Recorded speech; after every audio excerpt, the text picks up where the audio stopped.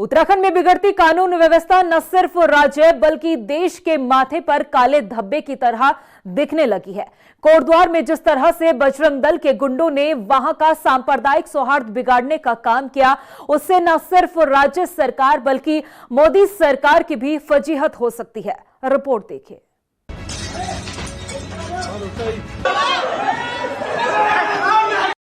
जो उत्तराखंड कभी अपने शांत और सुकून भरे वातावरण के लिए जाना जाता था, जिस उत्तराखंड को इस देश का मस्तक माना जाता था, अब वही उत्तराखंड और वहां की बिगड़ती कानून व्यवस्था इस देश के माथे पर काले धब्बे की तरह दिखने लगी है। पिछले कुछ वक्त से उत्तराखंड में सांप्रदायिक सौहार्द को चुनौती देने वाली कई वारदातों ने इस राज्य में अलग अलग धर्मों के बीच एक गहरी लकीर खींचनी शुरू कर दी है। खासतौर पर हिंदू और मुसलमानों के बीच वैमनस्य तेजी से बढ़ा है। राज्य की पुष्कर सिंह धामी सरकार ने अवैध कब्जे बताकर उत्तराखंड में कई मजारों को तोड़ दिया। इनमें से कई बरसों पुरानी मजारें भी थी। हालात ये हुए कि मसूरी में बनी और हिंदुओं की देखरेख में चल रही मशहूर सूफी संत बुल्ले शाह की मजार को भी हाल ही में कुछ लोगों ने ध्वस्त कर दिया था। अरे से फाड़ना।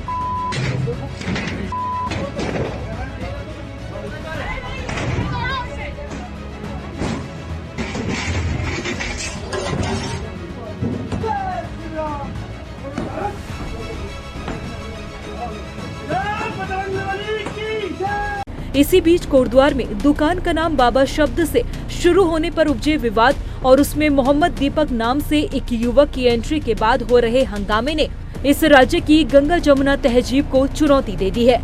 हालात ये है कि समूची पुलिस और स्थानीय प्रशासन हाथ पर हाथ धरे बैठा रहा और खुद को बजरंग दल का कार्यकर्ता बताने वाले कोटद्वार की धरती पर मजहबी नफरत से भरा नंगा नाच करते नजर आए। भिड़ना चाह रही हैं लोग, ये क्या माहौल बना रहे हैं। कोटद्वार में इंसानियत और मजहबी नफरत की इस धर्म युद्ध की चर्चा अब पूरे देश भर में हो रही है। कांग्रेस के नेता और लोकसभा के नेता प्रतिपक्ष राहुल गांधी ने सोशल मीडिया पर दीपक की तारीफ कर इस पूरे मसले को सत्ताधारी दल के लिए चुनौतीपूर्ण बना दिया है।